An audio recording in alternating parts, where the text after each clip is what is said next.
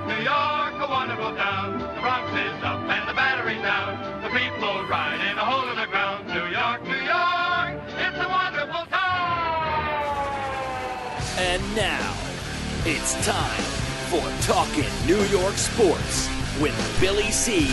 and Brooklyn Mike, part of the BillyCBoxing.com network of programming. And here's your hosts, Billy C. and Brooklyn Mike. And we're coming to you live from the Billy C. studio in Lake George, New York. I'm Bill Calogero. It's time for Talkin New York Sports with Billy C. and Brooklyn Mike. And joining me right now is the infamous Brooklyn Mikey. What's up, Brooklyn Mike? Good morning, brother. How are you today? Not too bad. Not too bad. Getting ready for the fat guy in the red suit, man. Oh, that's right. That's right. I've been cooking up a storm, So I know you don't like that the traditional Italian fish dinner on Christmas Eve, but my family loves that. So that's like a 3-day process for me between cleaning all the squid and clams and everything. So I've been busy. Well, that's cool, man. We just never. My grandfather was a big seafood guy, but I never got into it, and so we've omitted that part of it. But anyway, we eat a lot. So I'm getting ready. I've been priming myself. You know how you got to start working out a little bit. Increasing your intake over the couple of weeks before Christmas just to stretch out that stomach. So you're stretching out a little bit? A little bit more. I should say a little bit more, right? Okay, that's what I'm little bit more, but anyway. Let's get started right here. There's a lot to talk about. First and foremost, I like to give him a little bit of time, and we'll mention about the hockey. Yeah, hockey. But I guess the players are ready to dissolve the union so that they can move forward and sue the NHL. So what's your thoughts, man? Yeah, they are getting ready to do that. And recently the NHL came out and said they'd canceled games. Another 2 or 3 weeks worth of games, and they're real close. Their last lockout, I think they started on January 20th. They salvaged a 48-game season, and if it goes past that, then it's going to be canceled altogether. I'm just tired of this. Little by little by little, they're just canceling games. It's not going to happen. We've been saying this all along. So, just move on and hopefully, like I said, get this resolved before next year because, they're still far apart, man. They just won't, neither side will budge. Well, you know what? Screw it. What else are you going to say? I don't care. For me, it's bad because I could care less about hockey. I hate to say it, but, and I think it's ridiculous. It's not like it's the NFL. The NFL, when there's a dispute, it gets resolved. All we got to do is look at the referee situation this past year, and it's just a more powerful organization, and it just seems to me that all the other major sports, basketball and hockey, of course, and baseball's solid, but it's like they try to emulate the NFL, and it just ain't working, man. No, it's not. The NHL is, NFL is, far beyond any other, sports union, and it's $9-10 million a year business. So they are the king of all the sports. But have you ever been a hockey fan? I'm not a hockey fan, you know that, but I told you I do like watching a good Game 7 now and then. But as a kid growing up, when the Islanders were winning those Stanley Cups, I was actually a freshman in high school. So from my freshman year to my senior year, I got to rub it in every Ranger fan's face for 4 straight years. So it was a good time in my life. But other than that, I've lost interest over the years. Yeah, well, me too. During the '80s when they were the team, I followed them because they were my team. I just was loyal to all the Long Island teams. But I never really I enjoy going to a hockey game live. I like a live hockey game because, like you've said a million times, it's exciting, especially Game 7. The funny thing is, and we talked about this before, I used to only watch it on TV, and I had this misconception that the hockey rink was huge, like the size of a football field, because when you watch it on television, you're trying to follow the puck, and it seems like they're skating forever to go from one end to the other. Well, the first live hockey game I ever saw was actually an Islanders-Devils playoff game. And I was amazed, first of all, at the excitement, but second of all, how small the rink really is. I mean, when both teams are on the ice, they pretty much fill up the ice. Yeah, it's not that big. I mean, obviously on TV, because the camera's so far back, it looks a lot smaller. But when you get up close, it's I mean, I'm sorry, it looks a lot bigger right. on TV, but but when you get there, you kind of are amazed, and it's just like you said, it's in person, it's a fun sport to watch because it's just so fast, and the hitting, and it's end to end action. But hey, listen, no season, say la vie, and move on. Right, let's move on, and let's talk a little about college football. I know you're not a big college fan, but I am 4-0 with the college bowl picks.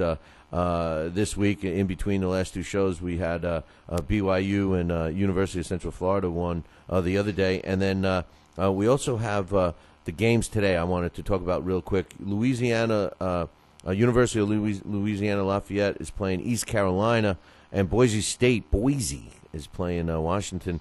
My picks for those two games are, I was torn between East Carolina and University of Louisiana. That's a tough one, right? University of Louisiana Lafayette.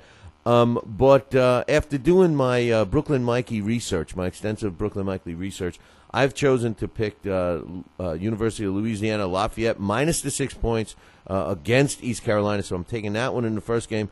And the second game, got to go with my boys, the Boise State Broncos, -5 against Washington. So those are my college picks. And I have another college thing I wanted to ask you.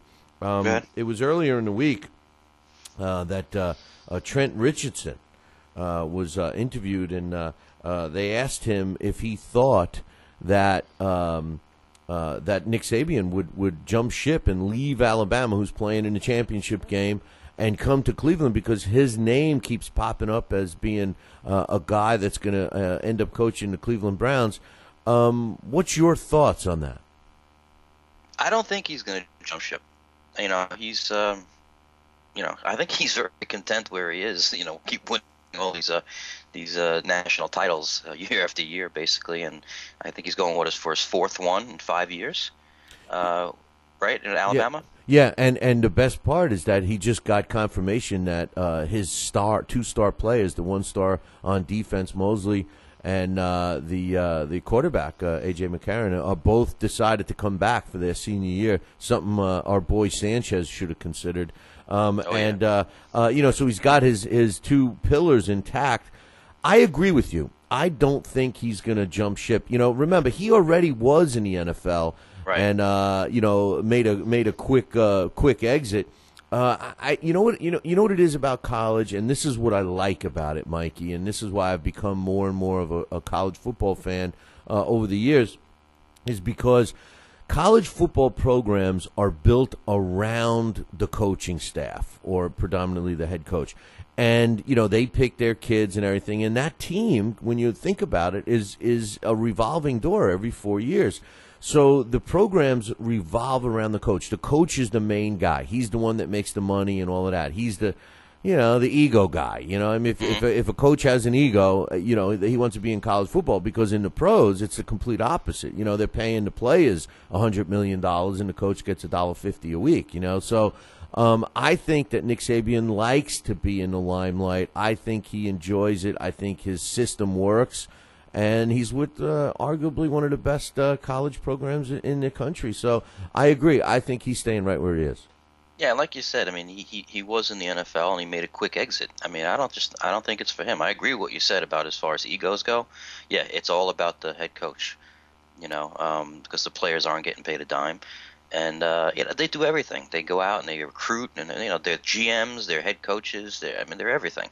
So for Saban, I think we both agree that that's just the place for him, to stroke his ego. I mean, he's so successful at what he does there. So I can't see I mean, what did Richardson say? I can't see him coming out. What did Trent say? Richardson said the same thing. He said Okay. he thinks he's going to not follow him to Cleveland, is the way they put it. But an interesting thing. I had a fighter on the show this week as a guest. His name was Phil LaGreco, undefeated welterweight, Italian guy, right? And we were talking, and of course the interview went towards food and everything. But he made an interesting statement, and he talked about it as a matter of factly. And I didn't bring it up on the show, and I didn't mention it to him. But check this out. He's talking about boxing in Italy. And he says, a lot of Italian boxers remain in the amateurs. He says they don't make the transition to pro. He says, a lot of them don't. They stay in the amateurs. The money's good, and it's decent. And I'm sitting there and I'm saying, what? Wait, whoa, stop. The money's good, and it dawned on me that other countries, and we knew this back in the 80s before we were allowed to send so-called professional athletes to the Olympics.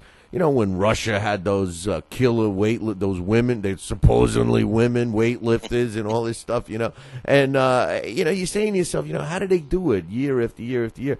And I think Phil LaGreco mentioned it just as a matter of fact because they pay those guys. How can the amateur program in any country still be considered amateur if they're getting money? Well, technically it can't be, because amateur means you don't pay. But that's over in Europe. Everything is different. You know that, and they take pride.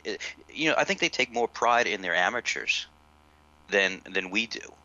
And even the ones that go to the Olympics, the ice hockey, all these guys, they take pride in that, and they value that more. So matter of factly, I didn't know that either, but it doesn't surprise me that they're paid.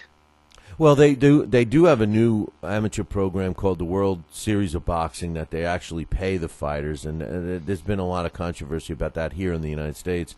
It's a worldwide organization, but the United States fighters get to participate in it, get paid, but they make actually the money goes from $25,000 to $300,000 a year, so they make pretty decent money, I guess. But I think the Dream Team, ever since the Dream Team was allowed to go to the Olympics, I think all bets were off. I think we're allowed to send pros now. I mean, we do it with hockey, right? We do it, yeah. We send pros to hockey. I mean, actually, the professional hockey players, whatever country they're from, they usually play for their country. Right.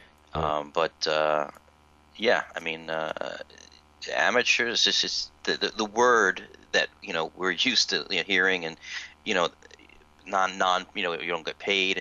That's all changed. It's especially in Europe, like we said, it's all about the amateurs, and like I said, they take a lot of pride in that. Well, some of those other countries, it's a little different situation. You will be a boxer. Well, exactly. Guess what? You're born, you're a boxer, huh? What? Right. I want to be a plumber. Yeah. I mean, I've heard stories where they actually, punish like the Chinese gymnasts. If you don't do well, you're actually punished, and they'll actually take them away from their families. Yeah, well, they punish the families, and say you're like you said, you're a gymnast, and I'm taking you away from your family, and this is what you do, right? And you will do this 14 hours a day. Yes, in Cuba, when a fighter defects or something like that, they take it out on the family, and that's their threat. That's their main threat to these guys. They're like, hey, if you defect, if you leave, if you do anything out of the ordinary, we're gonna beat the hell out of your family. So yeah, exactly.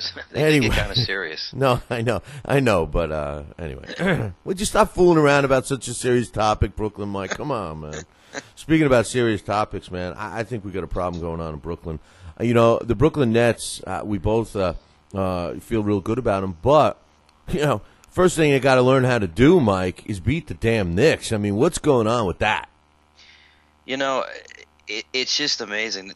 This team, Avery Johnson, he won, Coach of the Month for the Eastern Conference in both October and November. This team started out 11-4, and since they're 2-8, and they're just one game above 500 right now. I think it's going to start with Deron Williams.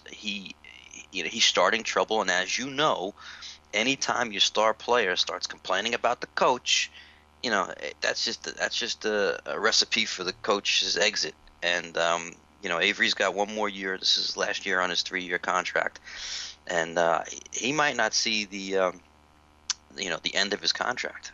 They might show him the door before the season ends. Me personally, that bothers me when the star player starts complaining, and it's always finger pointing towards the coach. Deron Williams, he's talking about, this is not the same system I played in Utah. I'm not comfortable with it. Well, you know what? They did everything possible to make him, the guy, and they brought in talent around him, and still he complains. So right away, it's that whole crybaby superstar syndrome that just really irritates me. But that being said, like I said, every time the star player complains, it's usually the coach that takes the brunt. And now you're hearing rumors that maybe one of the Van Gundys, that those names have been mentioned. Phil Jackson's name has been mentioned. So this could be a quick exit for Avery. And also, like we said, maybe Brook Lopez comes back. But you know what? Since he's back, they're 0-3, and they're not shooting well. They're just falling apart, and I think it all has to start with Williams. I don't disagree, and I'm going to jump to football for a second, even though we try to stay structured here. But a guy like Bill Belichick, what I admire about him, I mean, I can't stand the Patriots, can't stand him, can't stand Brady, right? Only because they're not in green and white, but still.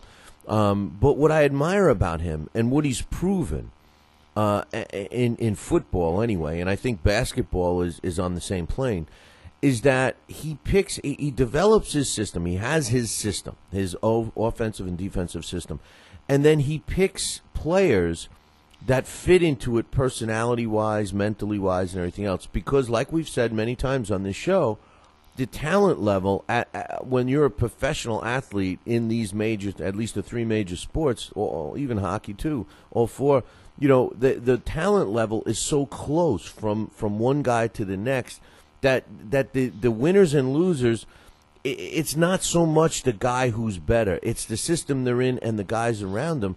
And I think that the Nets could have made a mistake by picking a guy like this. We certainly saw it with the New York Jets. They're picking talented players, but thugs in a sense in the locker room, and then the end result is the same exact scenario: pointing fingers. I want the ball. I want this. I want that. And that's what you get when you're paying $100 million. Yeah, I mean, like you said about Belichick, it's his system, and you're gonna play in it, and this is what we're gonna do. And if you don't like it, you're the one that's leaving. Whereas in basketball, it's just totally different. As soon as the star player starts complaining, it's always the head coach that goes, and it's just different. But that being said, I like Avery Johnson. I liked him as a player. I like him him personality wise. But I hate to see him go because. Because Williams is on his soapbox complaining about, this is not my system that I'm used to in Utah, and Jerry Sloan wouldn't have done this. Well, you're not with Jerry Sloan anymore, so move on, and you're getting paid all this money, and you're shooting less than 40%. How about shooting close to 50%? Do something. And I don't know. It's a mess right now. I'm surprised. Like I said, this team was 11-4, man, and they were playing well, and the bottom just fell out. Hopefully they can right the ship. I'd hate to see Johnson lose his job, but that seems to be the writing on the wall right now, because Prokhorov is not going to tolerate losing, especially in the new Barclays Center, and. He invested a lot of money in this team. They're one of the top-paid teams in basketball right now. So something's going to be done, and it's going to be done within the next couple weeks, I think. I agree with you 100% because the bottom line is this: he wants to win. He wants to win right now, and I bet you it's irking him. I mean, the dollar reason I'm sure isn't hurting him. But I bet you it's irking the fact that when he does play the Knicks, that the Barclays Center is filled with Knicks fans and not Nets fans. I mean, what's going on with that? Yeah, I mean, well, when they played there, it was like 60-40. But if this losing continues, it's going to be a lot worse.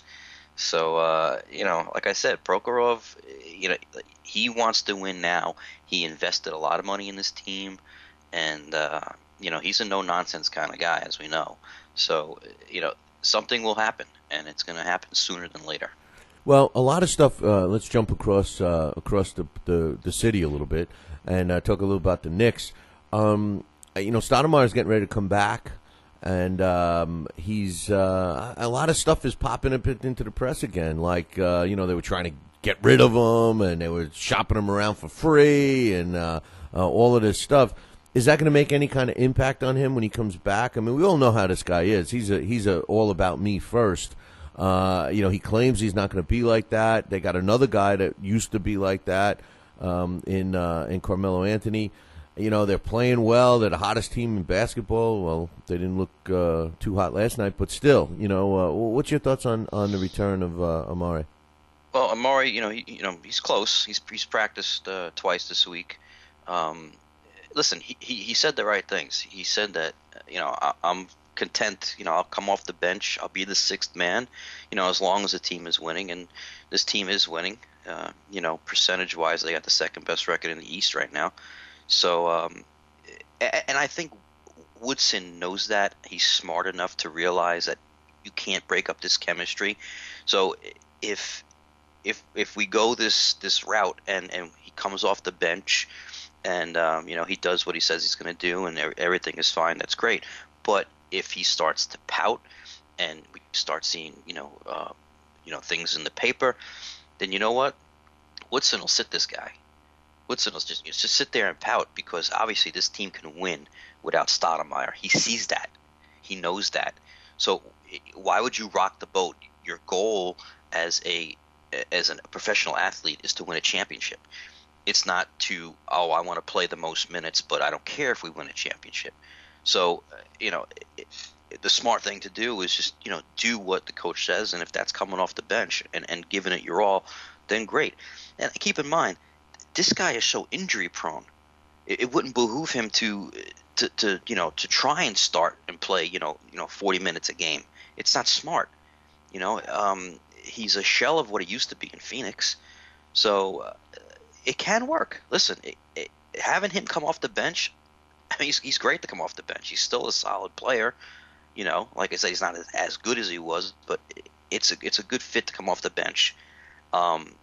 So, we'll see. And like I said, I think Woodson's going to do the right thing here. Well, what do you think? What do you think with him and his? Do you see the Knicks trying to let him come back from his injury, put him in the games, let him showcase that he's okay, and then try to trade him? Because really, the ship ain't broken, man. You know what I mean? I mean, why bring in a guy that I don't care what he's saying in the press? You got to look at his history, and the thing is why bring in a guy that could potentially rock the boat on a team that's doing pretty damn well right now? Well, yeah, that's the whole thing. You don't want anybody to rock the boat. Well, do you think they would trade him? Is my point. Do you think that they would showcase him a little bit, let teams see him, let him put up a couple of let him put up some numbers, and then maybe try and shop him around while he's healthy? And maybe that was one of the reasons they couldn't get rid of him in the offseason, because he wasn't healthy. Well, $100 million contract. He's 30 years old. He's got injury problems. Who's going to take that? Well, I mean, hey, the Mets. Unless the Jets start playing. I was just going to say, hey, maybe he should start playing basketball. Maybe he should call the Mets or the Jets. They'll probably piss some money away, But unless those two teams come into the NBA, I think his contract. I think he's really unmovable. To be honest with you, I think he pretty much. It's like it's an A-Rod kind of situation. I mean, I believe he has 3 years left at $65 million. That's a lot for this guy, and unless they want to eat, half that, which I can't see. I can't see them doing.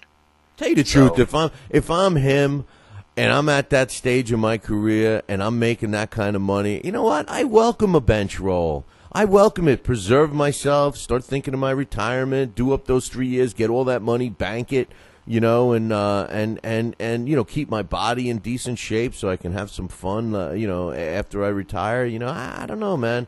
You know, I guess it's the when you're an elite athlete, I guess you don't think like that. But me, man, geez, I would definitely do that. Well, that's exactly what he said he's going to do. You know, I says, as long as the team is winning, I got no problem coming off the bench. And like everything you said, we both agree. It makes sense. He's going to get $65 million for the next 3 years. It'll preserve him. It'll take him to 33 years old. And you know what? If he's still healthy and he doesn't show any signs of injury for the next 3 years and the team is winning, then he's going to get another contract somewhere else. I mean, it's not going to be a $100 million contract, but he's going to make some money. He could play out till he's 35, 36 years old, whatever. That's the smart thing to do. So we'll see if it happens, because there's no way Woodson is gonna break up the chemistry right now. I mean, the team is playing really good basketball. Like you said, they didn't play well last night. I mean, they were just outmanned, out hustled last night by Chicago. But you know, all in all, I mean, this is like, you know, their best season since what, 94 or 93. So we'll see. Yeah, it's gonna be interesting, and you know, to see if he sticks to what he says. You know, that he'll be okay with it. So we'll see. You know, before we start talking about some baseball moves, you know, I just wanted to mention, you know, we air on LDL TV. This show, Talkin New York Sports with Billy C and Brooklyn Mike, airs on LDL TV, which also replays the Talkin Boxing with Billy C show. And I'm glad to tell you that you're basically the first person that I'm telling this to, plus it's the first time people on air are listening. We just did a press release that happens to be up on BillyCBoxing.com. We're introducing 6 new shows for 2013, and the first one is actually debuting Thursday, this coming Thursday, the first Thursday after Christmas. And the reason why I'm bringing it up right now, Mikey, is because I see a future spot for Brooklyn Mike to be on this show, because the name of the show is called Billy C's Change My Mind, and the basic premise of this show is you get a debate. You know how debates can be fun. You and I debate on this show. I debate regularly on the other shows. And what it is it's going to focus on a debate. In your case, you would feel one way about an issue. It could be boxing. It could be baseball. It could be anything. They even got me possibly this. They're making a big mistake, but they mentioned politics too. I'm like, oh man, please, you know, that could end up in a bad thing. But you know, basically the show, I'm going to give the guests an opportunity to you know, present a case with me. And at the end of the show, it's going to be something like, Brooklyn Mike, you have not changed my mind. You know, like Maury Povich, you are not the father. You know, right? So what do you say, man? You want to come on? You want to pick something? I mean, I know we disagree about a few things. Yeah, just a few. Listen, let me ask you a question. So does this change my mind? Can I bring my uncles Vito and Bruno with me? It's not that kind of forceful changing mind. It's supposed to be done in good taste. It's just I have to change your mind through a debate. I can't, like, you know, take you behind the screen and talk to. Okay. I don't know, but my cousin Vinny might be in the room with you, helping you, you know, with your choice of words for your end of the debate. You know.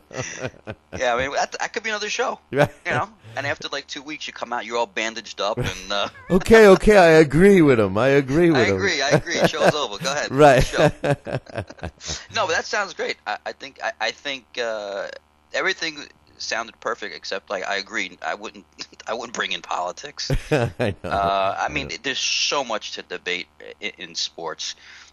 That's the beauty of it, and it's a great thing. And yeah, I mean, you're so well versed not only in boxing but in you know, other sports. So that could be a lot of fun. I would definitely come on. Yeah, good, because we're going to be we've opened it up to anyone, really, a fan, a celebrity, you know, a contributor to the show, co-host, you know, fighters from the past or current fighters or trainers or anybody, you know. So it ought to be interesting. It ought to be interesting. So yeah, I've heard a lot of your emails, so I'm sure there are a lot of your guys that write in consistently. I'm sure they'll want to go on the show, try to change your mind. I've heard quite a bit of those. So well, there's already one guy that emailed me and he says, I want to get on. I know I'll be able to change your mind about Bernard Hopkins. I was like, oh, okay, man, you could try, but that's exactly along the lines, like I'll give you an example. For years, I was never a big Larry Holmes fan, and the fans kept beating me up over it. And finally now I actually, my mind has been changed. It's like, fans, you have changed my mind, and so I think it's going to be fun, and LDL TV is going to air it, and hopefully they're going to be the only ones airing it right off the bat. You'll have to tune in on Thursdays to check it out. There's a press release up on BillyCBoxing.com with all the info, but yeah, people will be able to check it out. It'll be up on YouTube, and we'll see where it goes. So basically, it's going to be the same kind of format where you'll be behind your mic and people will call in, or will it be somebody next to you debating? Well, it depends. We're on the move, right? It's going to start off with me behind a mic, but that's a good question. It's going to be more video oriented. In other words, we're actually been experimenting with some new software that we're actually using right now for this show, and it gives us the ability to pick a segment that I might be sitting here and I very easily can see which point of this video you and I talk about Mark Sanchez, let's say, and at that point the producer will be able to edit and put in video of Mark Sanchez, and so it's not just going to be the talking head. There'll be video inserted, and as the show grows and hopefully with some of the plans we have in the works, the studio will be changing, and we're going to have a lot at our disposal. So it's going to be good, man. It's going to be fun. It sounds it.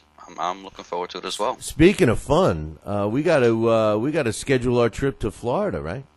That's right. So did you ever make that call, by the way? Of course I did. All right, of course good. I did. Good. We'll talk more about that. Oh, wow, you don't want to talk about it on the show? yeah, we'll talk after the show. Yeah. But yeah, I did make that call, and I got some. I had a lot of questions for him, but sounded okay. But you and I will talk further. Good, because I haven't heard anything from him, and we will have to talk. But anyway, let's talk about some baseball. Right now, you were wrong about 24 hours. What are you going to say? Go ahead. You were 24 hours wrong. I know. R.A. Dickey says bye-bye to the New York Mets. My initial thoughts, Mike, I said all along that I wouldn't be surprised, and if they're going to go for a youth movement, they should go for a youth movement and all of that. However, this guy was a bargain basement price, man, and I really think that they made a mistake in this particular case. I wasn't so pro David Wright being signed. And, ironically enough, David Wright went out into the press this week and said, I like the direction the Mets are going. Whoa. Before he signed a contract, he says he won't come back unless they sign R.A. Dickey, So, what bothers me? The lack of, or at least some of the names that are being mentioned that the Mets are trying to get to replace him. Like they're eyeing up Carl Pavano right now, who's got a history of injury and has not done well in the past. They tried to get Francisco Lorano, and they failed on him. And again, the numbers that they're talking about are similar to what they were going to pay, what R.A. Dickey was asking. Yeah, I mean, well, let's go first talk about the trade, and I told you I like the trade. I told you during the week because the Mets not going to win next year with or the year Dickey. after. But anyway, say again. Or the year after. I don't believe. I'm not buying into Sandy's line of crap. I don't buy into it until I see some progress, and who knows? But okay, so let's just take next year. You're not going to win with R.A. Dickey, but you're getting basically one of the best prospects, the best catching prospect in the minor leagues in Travis Denard. And you gave up your starting. Make you forget about Mike Piazza. No, but they gave up their starting catcher for him. Yeah, but it's Josh Tolle. But it still was their starter. But they did get John Buck, who is he was Toronto's catcher. So they got a quote unquote major league ready catcher, somebody who's played in the major leagues, and that's what he did for Toronto. I mean, and who's Josh Tolle? I mean, seriously. I mean, this guy, you're going to see this guy this year. You're going to see Travis Denard. You're probably going to see him after May 1st. I mean, here's a guy, he could potentially hit, 20, 25 home runs. He's an outstanding defensive catcher. Doesn't have a very strong arm. But, offensively, I mean, the kid can hit. So, I think it's a good move. And also, I was shocked that they were able to get Noah Syndergaard, who, I mean, he's a single A pitcher. He's young. He's 20 years old. He's very raw. But this guy, he's 6'5". He's 200 plus pounds.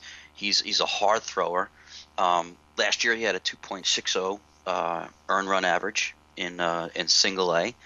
And he was Toronto's number 3 prospect. So you're getting a number 1 and a number 3 for a 38-year-old, 39-year-old pitcher, and you're not going to win with him in 2013. So I thought it was a great trade. I mean, again, these are prospects, and we all know what can happen with prospects. They could not pan out. But on paper right now, this looks like a good trade for the Mets. Yeah, I mean, I agreed with you earlier in the week, and I'm not, like I said from day one, if you're going to go with a youth movement, you go with a youth movement, and it looks like they did with some of those players. My point wasn't that. My point was the fact that they were so headstrong about R.A. Dickey, and the more I'm thinking about it, the more I agree with you, even though those words are always so hard to come out of my mouth. There must have been an issue, man. There must have been something must have happened, and I find it so strange because he seems like such a nice guy, R.A. Dickey.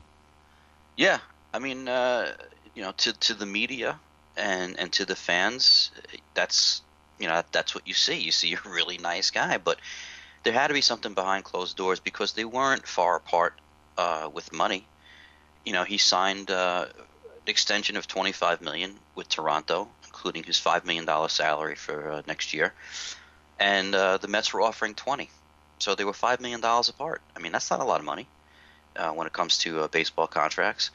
But I besides the fact that there might have been some kind of bad blood between the two, between management and between R.A. Dickey, I think the Mets were really more interested in, like you said, the youth movement and to get both these prospects. I thought, listen, general managers in baseball said that they were surprised that Sandy was able to pull this off, getting both these prospects. One would have been, they said one would have been good, but two, it was outstanding work on Sandy's part. Again, let's see if it pans out. They're prospects, and this is only a time will tell. But that being said, it's also a good move for Toronto because they're in a win now situation. I mean, you saw they cleaned house from the Marlins, taking Jose Reyes and a couple of their pitchers, and they want to win now. So this really helps them as well.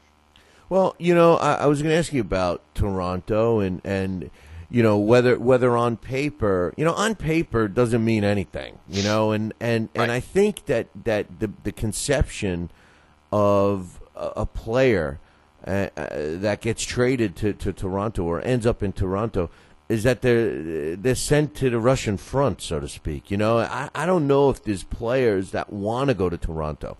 In baseball, there's those marquee teams where everybody wants to play. Dodgers, Angels, Yankees, Mets, or whatever. And then there's those other teams that you're like, oh no, not the Royals. Oh man, don't put me on the Royals. And I think Toronto's one of those teams. And here you got all this talent, but my main question is, are they going to be able to perform? Are they going to want to perform? Well, I mean, why wouldn't they want to perform? I mean, they're leaving the Marlins, which were the last place team But in the NL East. yeah, but on paper, that team was supposed to be a playoff team. That team was supposed to. Many people picked them to win the East. That's true. That's true. Like you said, on paper, it's a lot different. But Toronto didn't have a terrible year this year. They did play well. They always play the Yankees well. And I think the improvements that that they picked up, I think it's going to help them this year. I think they're going to play better than they did last year, and last year they had a decent year. I'm not saying that they're a shoe-in to win the East, but they made that division a lot tougher now by adding this talent. Yeah, and we've talked a lot about the Yankees and the age all of a sudden with the Yankees, and maybe hey, you know what? Maybe we'll be talking a year from now and saying, man, what's some smart moves by the Blue Jays? Look at them now, But well, let me ask you this: I mean, if you had to say right now, what do you see happening? Do you see Toronto playing better than last year, or do you see Baltimore not being able to play up to what they played this year? Wow, tough question. I think the continuity is the whole thing, man. And when you build that up, and when players play well together, it doesn't matter whose the names are. I think Baltimore showed us that last year. The Oakland A's showed us that last year. You take a collection of players that were on one team, and you move them all over and put them on another team. Sometimes when it's the city of New York or the city of L.A., when that takes place and they're switched and moved to another place, the players thrive. But I'm not so sure if you can follow that rule of thought with the Marlins in Miami, and then all of a sudden taking that same team in a sense and moving them to Toronto. Whatever problems they had playing together, whether they didn't have enough time or whatever, I think is going to follow them over. Unless it was, management or coaching or whatever. But, all the players seem to like to play with Ozzie in Miami. So I don't know. It's a good question. No, I mean, yeah, I mean, as a whole, they didn't play well. But, I mean, I don't see Reyes having a terrible year in Toronto, and the pitchers, there's no chemistry with the pitchers. They go out there every fifth day and they pitch, and they pitched okay. I mean, you can't go by wins and losses because the team was terrible, but as far as ERA goes, they were fine. So I think and sometimes, like you said, we talk about change of scenery, and I personally think that I can't see Baltimore doing the same thing next year, taking it to the end, and I see Toronto improving before I see Baltimore staying the way they were. I think that's a safe bet, but then again, I see Brooklyn Mikey putting the whammy on the Mets again next year. So I don't have to do that. They already did themselves. it. I think it was a 2-year whammy you did this year. It's a double whammy. Yes. Do you think the AL move is going to make a difference for guys like Jose Reyes? I know pitchers it does, but the fielders have an issue. I mean, they're not facing. They're facing a different style pitcher. There's more offensive oriented with the play. I mean, is that extra good batter that they're going to be fielding against? Does that make a difference for guys like Reyes? I think this is going to be the first time he's playing, his whole season on artificial turf. If I'm correct, obviously Shea Stadium is grass, the Marlins is grass, so I think he's a runner. He's a speedster, and maybe that might have some problems on his knees. I don't know. His fielding, I don't think the ball is he's gonna have a problem with the ball fielding on artificial turf. I mean, I don't see any problems really. I think the pitching has always been stronger in the American League, so we'll see what kind of effect that has on him. But listen, he's a good leadoff hitter, and he's gonna help that team, and now they got the National League Cy Young Award winner, and he, don't forget, he's going to face all these teams that really haven't seen him. I mean, he's pitched, when they do interleague play, yeah, he's played the Yankees a little bit and stuff like that. But now he's going to face them. You know, they're going to be playing 19 times, and he's going to pitch against them at least 2 or 3 times. And you know, nobody in the American League has really hit R.A. Dickey. They haven't seen him. They haven't played against him.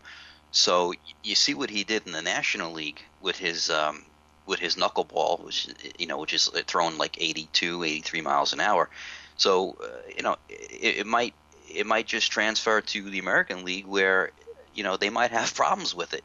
So he might have a very good year this year. That's a great point, Mike, because you know, that was everybody contributes his success to that. You know, that the players didn't get a chance to catch up to him, and the fact that, you know, he does throw a knuckleball totally unconventional, nothing like any other knuckleball pitcher. And you're right, he might have just added another couple of top years to his career, you know, and that's a great point. That's a great. Yeah, I mean, point.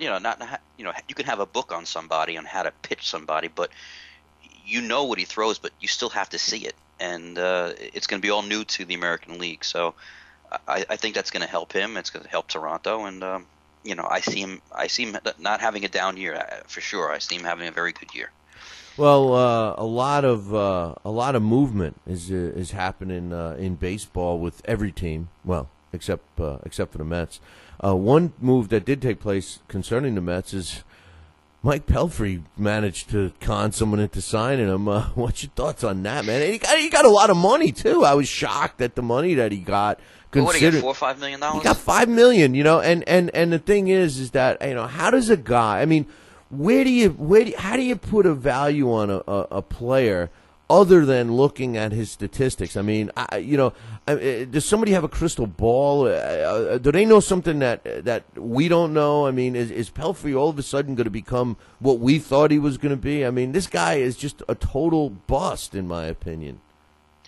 Yeah, I mean, every year, as Met fans, we heard the same thing. Oh, he's got the stuff. This is going to be the year. Oh, and he never panned out. You know, he has mental issues on the mound. You know, see how many times he licked his hands, and you know, he's crazy.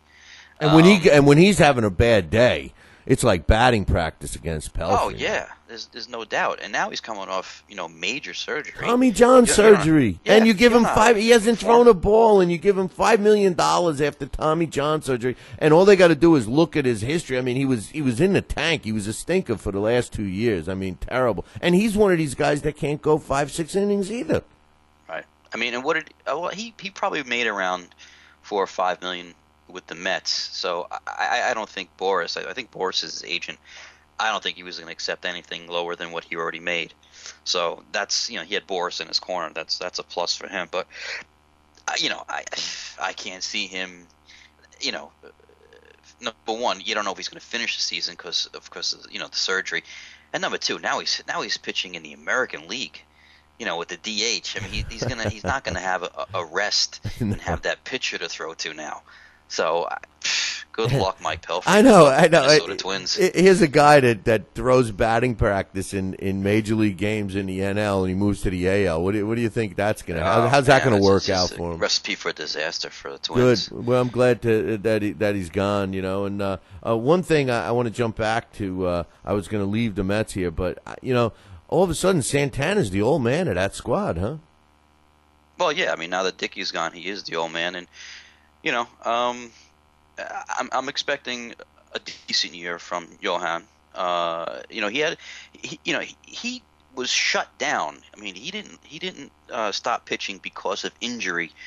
They shut him down towards the end of the year because they knew they weren't going to win, and they'd rather have him strong for 2013.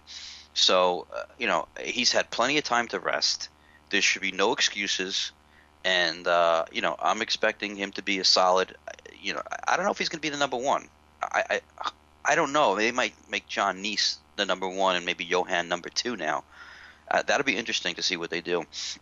But, you know, you mentioned before. I just lost you, Mikey. I got to get you back. You know, I don't know if I agree with Mikey on that,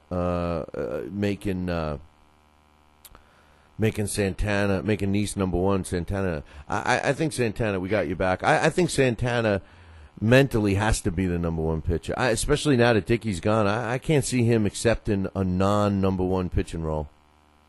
Well, I mean, I agree. I mean, it'll probably start off that way. Yeah, it has to be. I guess it makes sense because of who he is and what he has done. And I think he would have accepted if Dickey was still there. I think he would have accepted Dickey being the number one starter. I agree. How could you not? How could you not? Right. How could you not with those numbers? Right. But now that he's not there, you put him in number one. And again, let's keep in mind, this is not the quote-unquote year. 2014 is the magic year for the New York Mets, according to Sandy Alderson. And don't forget, we get rid of his Santana's contract after this year too. So yeah, they probably will make him the number one. Although I don't think he'll have a number one season, but they will probably slate him in that slot. But I wanted to comment on, you mentioned Provano. We need another pitcher. Yeah, and him. Well, I tell you this, pitching in New York, we always said, I mean, you have to have a strong backbone, and it's tough to perform in New York. Some people are made for it, some people aren't. That being said, he played for the Yankees, and the Yankees every year, it's they expect to win. And they expect to be in first place and get to the playoffs. And Provano mentally, besides his physical problems, I don't think he was, mentally he was for the Yankees. But for the Mets, this guy's going to be the number 5 starter. He's going to be, he's not 2, 3. He's going to be number 5. So if they got him, I think he'll be fine here because there's no expectations. Listen. You know the old saying, fragile, that Italian word? Fragile. Word, yeah. This is a guy that hasn't gone through a whole season in years, and he's 37 years old. Basically, please, I hope they don't get – listen, like I said, if they go for a youth movement, then bring up all these young studs we got. I'm okay with that. I'd rather lose with those guys. I'd rather have them – lose and get some experience and go into the magical 2014 season. Why waste money? Why waste the spot on a guy like Pavano, who assuming he keeps up. First of all, what did he have, a 6 ERA or close to it last year for his 11, 12 starts he had with the Twins? This was a guy that. He's just been injury prone. When you have the Mets, when you're talking about the Mets, and you're talking about trying to field a competitive team at least to keep the fans interested. You gotta bring. I think people. I know I'd be more interested in going to see a young pitcher that might have a good future ahead of him rather than a washed up, fragile Carl Pavano. Well, like I said, we need somebody number 5. So if it's not Pavano, then who do you like? Do you like Capuano? Do you like Chris Young? I like Chris Young. You know what? I've always liked Chris Young. Capuano, I'll take him. I like the 2 kids that they're gonna. We're assuming they're bringing up. You're already assuming that they're bringing up the 2 young guys. The guy that what's his name? Well, they bring up Matt Harvey is definitely Harvey, but the other kid, what was it? Wheeler, right? Well, no, Wheeler. I don't think Wheeler's going to be starting in the major leagues this year. I think they want to keep him down one more year and bring him back for 2014. I can't see him on the team right now. I think Harvey's definitely there. But let me ask you a question. Why not take this is my point, Mike. Why not take a chance with a Wheeler? Even though you know he's not ready, but you're publicly stating that the team's not ready either till 2014. Why not take this team and let it gel together? Get those 5 guys in position. See who's got to come, who's got to go. Keep that hook. A little more generous with the young guys, assuming that they're going to struggle, and keep a short rope for the older guys. I just don't see spending the money, and even a Pavano's going to cost them millions of dollars to have, which doesn't make sense. I don't know how much he's going to cost. A pitcher who was 2-5 last year with a 6 ERA. How much did he cost? Don't forget, even Liriano didn't make a lot of money when he moved over to the Pirates. and he signed a 2-year, $7 million contract. I mean, how much could Pavano ask for? How much could any of these pitchers, Young, Campagnano, how much can they ask for? Well, in today's baseball market, there's no pitching. There's no pitching. That's why they're making the money.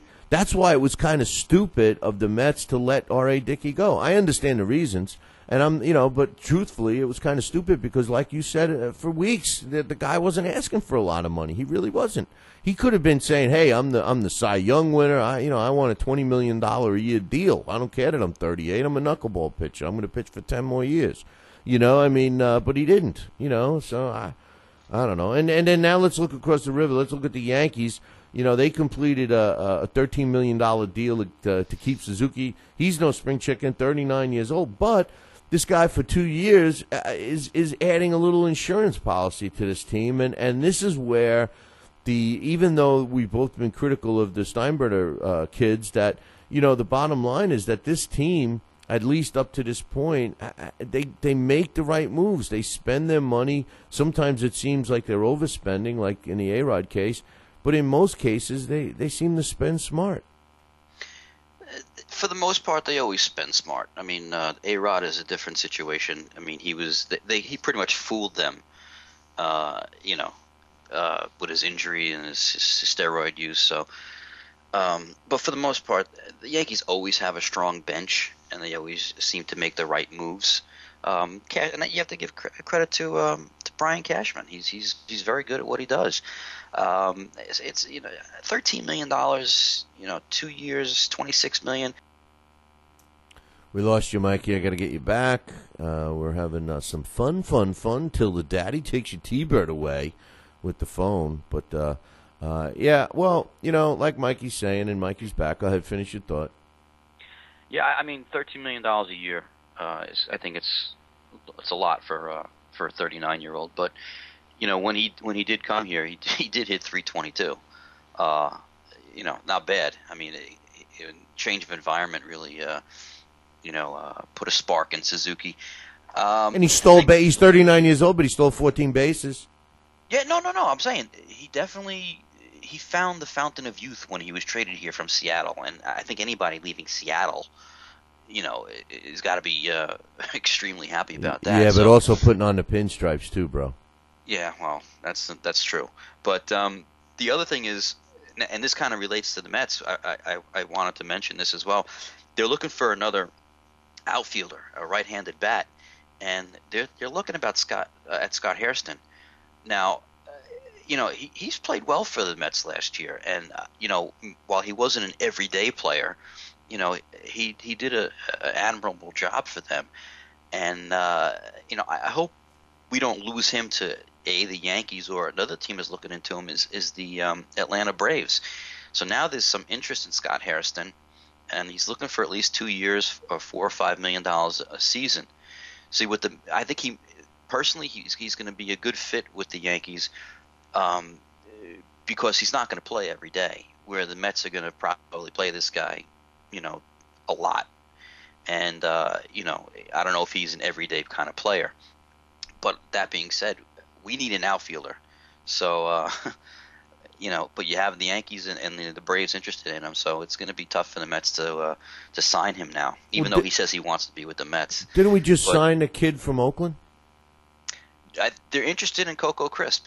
No, not Coco Crisp, but a young guy, a platoon player. Cowgrill. Yeah, Cowgrill. Yeah. Now they already said that he's going to be a bench player, splitting time with Newhouse. So they already got Newhouse coming. Definitely going to be a bench player. I mean, you see his numbers; they're terrible. They're terrible. No, they're terrible. That's what I'm saying. That's my point about the Mets, man. I mean, here, listen. I said it last week. I don't have any problem getting rid of a quality player, a star player, a name player, whatever, as long as you improve your roster some way, some shape, some form with the replacement. Whether you're improving it or making a lateral or parallel move and saving money or saving money and getting better or whatever. But when you give up a player, or in this case, if they lose a guy like Hairston, and you end up with this guy, I mean, that's a stupid move in my opinion. Yeah, but we're dumpster diving. You know that. I mean, who are we going to get? That's the problem. Well, you don't throw away you don't throw away a meal to go dive in the dumpster, bro. Yeah, well, when you're the Mets, this is what we do. All right, and that's unfortunate. But listen, we're in for another rough year, and there's no way around it. I agree with you with the pitchers. Let them come up, let them pitch a little bit. You know, let them start off at AAA and bring them in for second half of the season, something. But let them get some experience. You know what? In boxing, I talk about promoters coddling their fighters and not giving them an opportunity to get better and stuff like that. And then when they finally get on the big stage, they lose and we never see them again. Well, I think other sports are doing that too. Years ago, you get drafted in baseball. And guess what? You're taking your lumps as a rookie, and you're learning the game. And by your second or third year, you're in full swing. Same thing with football. You get drafted in the NFL, and guess what? You're playing. And for years that wasn't the case. At least with the New York teams, they draft a stud, and we never see him.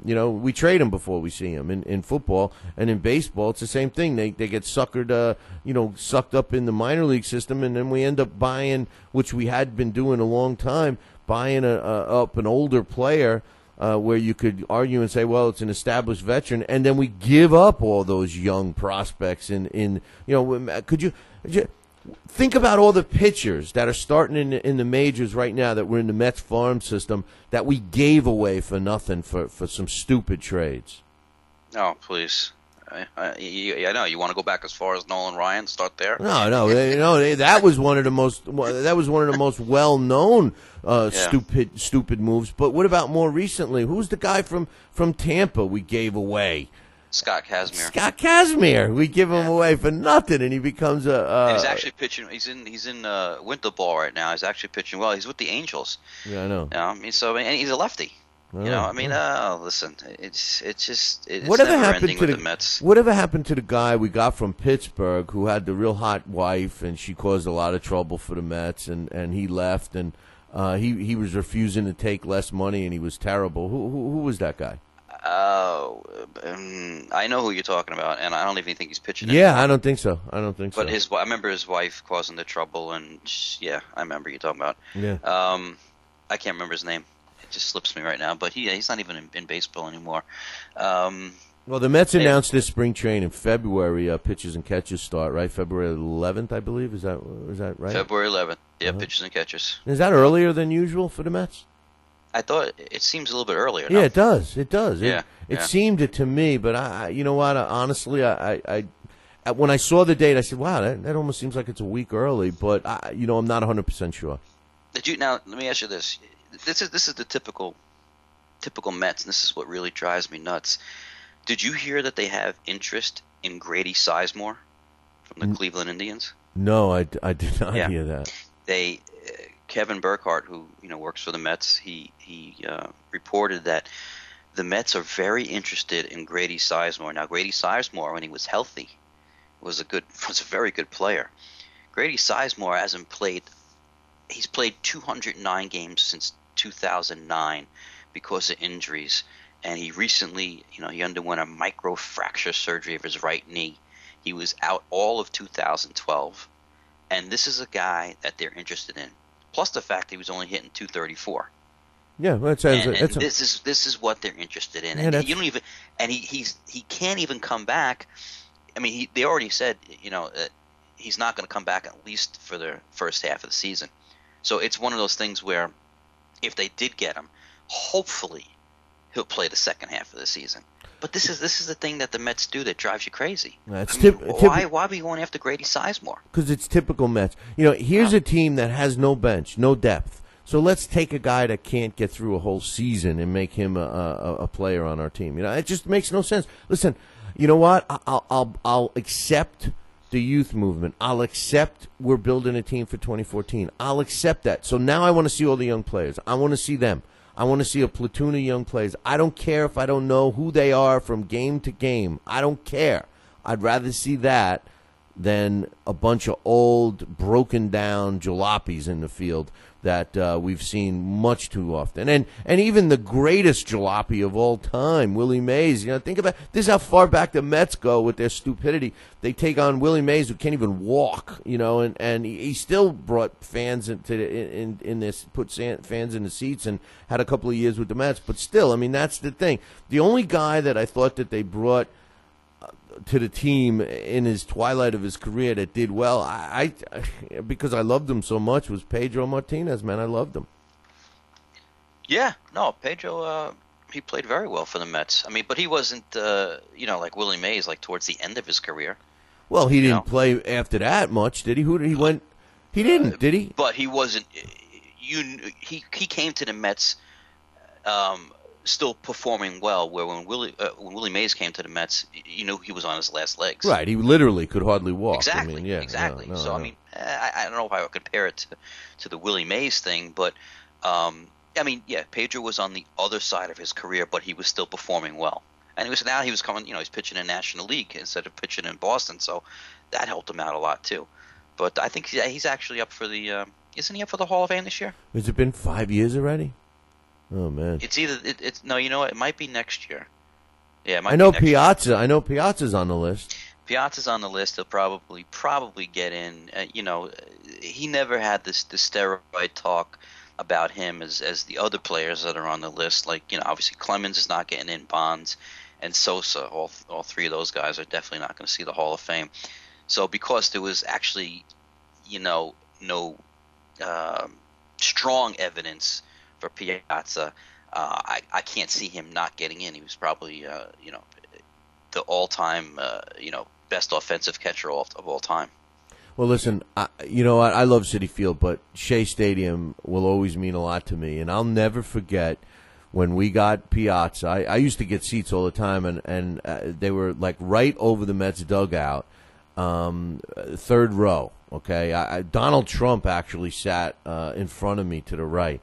And I'll never forget the first time I sat in those seats and Piazza had just been signed, and I'm looking at him, and he's maybe 20 feet from me, as he's warming up behind home plate, maybe 25 feet. And the size of him, I never realized how big that guy was. I mean, he's a big boy. He is a big boy. I mean, he could play in the football, no problem, man. And this was before now all baseball players are monsters. But when Piazza came, he was one of the bigger guys. There's no question about that. Absolutely. And Doc, absolutely. I love Doc too. Doc Gooden was my all-time favorite. Absolutely. Anyway, I could talk about the Mets when they were the good old days, when they had a team, But let's talk a little about the team I love to hate, and that's the Giants. You know what? I love them even more, losing a couple games back to back. We are going to get into our picks a little bit later, but Bradshaw's ready to come back, and I think need him back, I do. I was just going to say I think they missed him, and. All of a sudden they're in jeopardy of not even making the playoffs, which I'm keeping my fingers and toes and arms and everything else crossed. I got everything crossed in the house. But what's your thoughts on the Giants and on their last couple of games? And they just don't look like the same team. No, they don't. I mean, here's a team that, the week before the Atlanta game scores 52 points against New Orleans, and then the next week they score 0. And that's hard to do. They have just been so inconsistent. I mean, but that runs true with how they've played for Coughlin. Always in the second half of the season, they've always played poorly. They've always had a good first half for Coughlin and a poor second half. But last year, the second half started poorly, but it ended. They won their 3 games in a row to get into the playoffs, and that put them on their hot streak to the Super Bowl. Right now, they're in jeopardy. I mean, if they win their next 2, they're in. They're a wild card team. But you're going against the Ravens, and although the Ravens are not playing well offensively and they have holes defensively, they did get Ray Lewis to practice. Which, listen, that guy just being around these guys and being back on the practice field is going to lift them up emotionally, and they have something to play for. So I think it's going to be a really tough game for the Giants. I'll get into who I'm going to pick later on, But this is no easy game for them. And who do they close in fact, with? they're playing in Baltimore. Who do they close with? They close with Philadelphia. Yeah. Okay. Well. And that's a giant. That's at MetLife Stadium. But hey, listen, as bad as Philadelphia is, it's still a rival. It's still a rival. And if it's Andy Reid's last game, and if he wins, the Giants are out of the playoffs. Hey, you know it's gonna be a tough game. Well, they always play. Listen, the East, NFC East, it's not BS. They always play each other tough and everything else. But, man, the team I'm pulling for. My sleeper team I picked long before the season started. I said, watch out for this Washington team. They started off kind of bad. And a lot of discussion about RG3. As a matter of fact, I was at a place the other day grabbing some lunch, hooking up with a buddy of mine, and I couldn't help these two guys talking about RG3. There was some clips of him on the screen, and the guy's going, "Oh man, I keep telling everybody, keep being an idiot, RG. Keep running around like that in the NFL. You're going to be hobbling. You're going to be doing this. You're going to be doing that." And I'm saying to myself, what an old NFL mentality was coming out of this guy's mouth. Yes, I understand it. They're faster, they're bigger, they're stronger. Everybody wants their quarterback to sit in that pocket. We can go through the names of all the great athletic quarterbacks that careers just were stagnant in the NFL because they weren't allowed to run around, beginning with, of course, Randall Cunningham. But you know what? When you have a talent like RG3 or a guy like Michael Vick, my philosophy would be let them friggin' run because they make things happen. They're not big guys. They're not guys that can stand back and survey the field because they're 6'5", 6'6", like the Paytons, like the Manning brothers and the Rothenbergers and all those guys that are so big that can see over the line. These guys are small. They got the legs, man. I say let them run. You know what? I agree. If you have a weapon, use it. You have to. What are you saving it for? Exactly. But, I mean, what RG3 has to learn is just learn how to slide. That's all. It's that simple. Run out of bounds. Run out of bounds. But what we learned with Washington, which is even better for that team, is the fact that backup quarterback can get the job done. And now you say to yourself, oh, my God, we got RG3. When he's healthy, he's giving a defensive coordinator fits, and then, oh yeah, by the way, you bang him up, and they got a quarterback that can come off the bench and win a game for you. And by the way, that guy, what's his name, Cousins, I think that guy, Kirk Cousins. Yeah, that kid was drafted before. I think he was drafted by what's his name, the coach. He liked him. He liked him big time. He thought he was a sleeper in the draft. Yeah, I mean, people said that when he was drafted by Shanahan is that you drafted RG3, but you're drafting a guy who could potentially be a very good starter in the NFL, and there's going to be quarterback controversy. There's no quarterback controversy. He said that RG3 is my guy, but who doesn't want a capable quarterback, a backup quarterback? I mean, look what he did. This guy, he can definitely be he could be a starter on the Jets any day. That's for sure. Hey, listen, I tell you who the Jets are talking about. Michael Vick. We want Michael Vick. I tell you who the Jets should get is David Carr. David Carr is one of the most talented quarterbacks in the NFL, and he's the happiest guy in football because he holds a clipboard for the New York Giants. He's got 2 Super Bowl rings. I believe he was on both Super Bowl teams that Eli was on, at least one. And he was a talented guy. He was a number 1 draft pick, number 1 overall. Yeah, but I don't want. Well, you said that comment. And you hung up on yourself, so we got to get you back. But yeah, I don't know, man. I always liked David Carr. I watched him in college, and we got you back. I watched him in college, and I liked him. Yeah, I disagree as far as he's not the guy that I want on the Jets, and neither is Michael Vick. If I had to choose, I'd take Carr over Vick at this point because all the turnovers with Mike Vick. Plus he's fragile. I mean, he's not going to play a full season. I don't think the Jets will go down that road anyway. No, we got our guy. Let's talk some Jets right now because we're already running out of time. The Jets are starting. Well, let me backtrack for a second. It was the most horrific game. Listen, I've been a Jet fan since the Jets won the Super Bowl. I was a kid. I remember the game, watching it. I can tell the story of how I bet my uncle $1 on the game, and I became a Jet fan. I've been a loyal Jet fan ever since, through all those years of misery and everything. And to this day, I still feel it, and I know you feel that pain. But this year has been a year that has been so unbearable for me as a Jet fan, and I know that many Jet fans share that same feeling. Sanchez, if I ever see him behind, I have taken a complete turn against Sanchez, Mikey. I don't ever want to see Sanchez. Your mind? Yes, you have. No, Mark Sanchez, you have changed my mind. But let me tell you, if I ever see him start for the Jets again, I'm going to throw up. This guy, you're right. Everybody's right. I was wrong. I mean, this guy just doesn't have it, man. He's a deer in the headlights.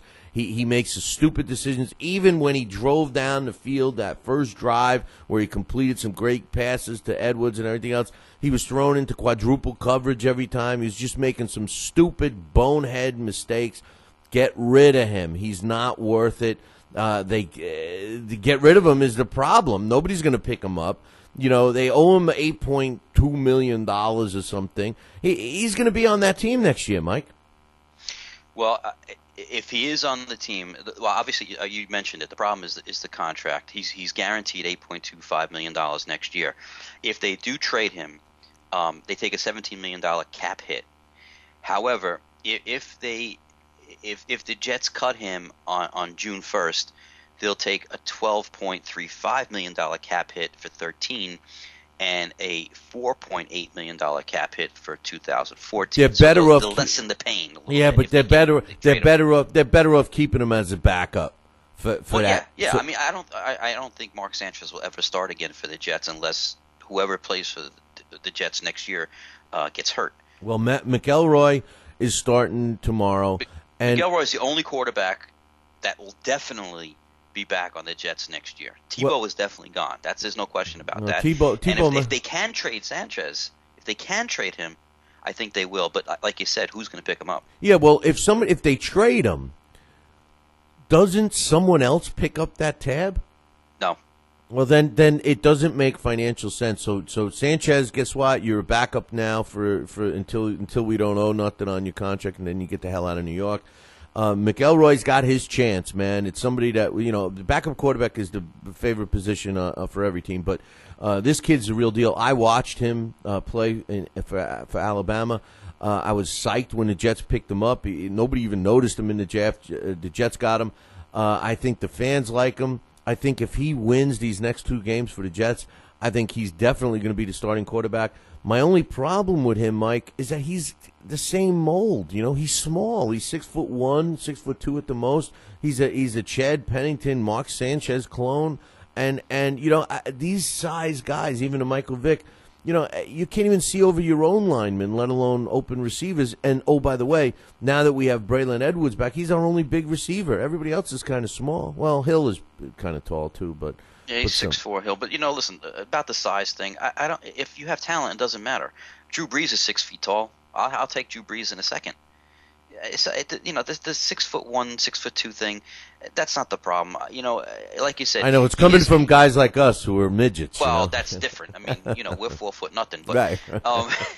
No, but I think McElroy is a very smart quarterback. I'm hoping that he doesn't follow in Sanchez's footsteps as far as Sanchez ever took care of the ball. That's the problem. With the turnovers, he basically matched his rookie season in turnovers. Matter of fact, if he was to play this game and the next game, he'd surpass his rookie season as far as turnovers. That's how bad he is. Listen, That's I don't what you talk about. I don't mind an interception. I don't mind double-digit interceptions. Joe Namath has more interceptions than touchdown passes. I can live with that because you're moving the ball, or theoretically. What I can't live with is, like you're saying, he loses the ball. He carries it like a girl, and I don't mean that in a bad way, for girls. I'm talking about for Mark. Yeah, he's like you bump into him. You fought on the guy and he drops the football. He doesn't protect the ball. He's got no internal clock whatsoever. He makes poor decisions. Hey, listen. I mean, let's just look at those interceptions. I mean, overthrown ball, and he threw into triple, and quadruple coverage, bro. Quadruple coverage. And then when he went to the sidelines, I don't know if you watched the whole game, but he went to the sidelines after that last interception. He turns to Sperano and he says, "Where did he come from?" Well, you looked him over. Sanchez, anytime he pumps left, he's going to throw right. He is so predictable. He looks the safeties to the ball. He does not know how to look the safeties off his throw. He's terrible. Well, I tell you something. Tony Sperano, I've decided for the last couple of weeks I said he shouldn't even, he should only be allowed to play Madden football. I don't even think he should be allowed to play Madden football. I don't even think he's good for electric football. This guy shouldn't even be in the NFL. If this guy somehow keeps his job, and then the idiot was interviewed the other day, and they're saying, the Wildcat, it's a failed experiment. He says, oh no, it wasn't failed. We just didn't get to do it. He says, listen, we had a lot of success with that in Miami. Really? Go ask any Miami fan how much success. Ask them how much they loved the Wildcat in Miami. The only success they had is when they played the friggin' Jets. That's it. It's the only success they had. They ran all over the Jets. That's it. So come on. And by the way, they didn't have a Tim Tebow running a Wildcat. They had a running back running a Wildcat. That's the only way a Wildcat could work, I think. Right. They had Ronnie Brown, but if he answered that question like, oh, we didn't get a chance to use it. Well, why didn't you use it? Because Tebow stinks. He's terrible. This whole Tebow experiment has been not only unfair to Tebow, but it's been unfair to us because you knew it wasn't going to work. I didn't realize how slow he was. I could run faster than him. Dude, he's 255. He's a white dude, 255. Of course, he's slow. I know he should have been a tight end. He put on 30 pounds. Well, that's 15. But that's how bad that the Jets misled this kid. Now, I personally don't like him as a player. I don't want him on my team. But he's not a bad person. No, They told him to put on 15 pounds of muscle because you're going to be our personal punt protector and you're going to do this and you're going to run this way. Dude, they never used him. But that would have been scary. No, he was on special teams until he broke his ribs. He was a punt protector. But come on. I mean, what is that? Hey, he was exciting when he got that first down, remember? Oh, please. Listen, I got to ask you two questions, okay? One, the Jets were averaging 4.9 per carry against the Titans on Monday night. Why did they abandon that? That's my first question. Wait, Don't answer it yet. All right. My second question is, Rex Ryan, they predetermined. I've never heard this. They predetermined before the game that Tim Tebow is going to come in on the third series and play the third series. It was already predetermined. Now, Sanchez was he threw a couple good balls. He had his first two series are pretty good. Yeah. Why don't you audible and say, you know what? Let's not put him in now. Mark is in a rhythm. Let's keep him going. No, they take him out and they put in Tebow. I mean, the whole coaching by Rex Ryan has been incompetent this year. You know who does stuff like that, bro? Pop Warner coaches. When the father walks up to the coach and says, hey, when is little Billy going to go in? Oh, little Billy's going to start the first half. He's going to start the second half. He's going to start. Oh, okay, thanks, coach. That's what they do in Pop Warner because all the kids get a chance to play. But he's bringing that to the NFL. He predetermined when Tebow was coming in, and he stuck to it. It's a joke. It's a joke. The coaching, everything has been a joke. And the first person that has to go is Mike Tannenbaum. And if Mike Tannenbaum goes, whoever's the new GM, Rex Ryan's job is in jeopardy because that GM should be able to bring in his coach. Well, first of all, in Pop Warner, the first thing is that Rex Ryan has to understand is that in the NFL, everyone doesn't get the trophy. Yeah. In Pop Warner, they all get the trophy. In the NFL, no, only the winners get the trophy. All right. As far as Sanchez. First of all, I agree with you 100%. He was in a rhythm. It was actually the best start of a game he's had all year, I thought. He looked pretty good.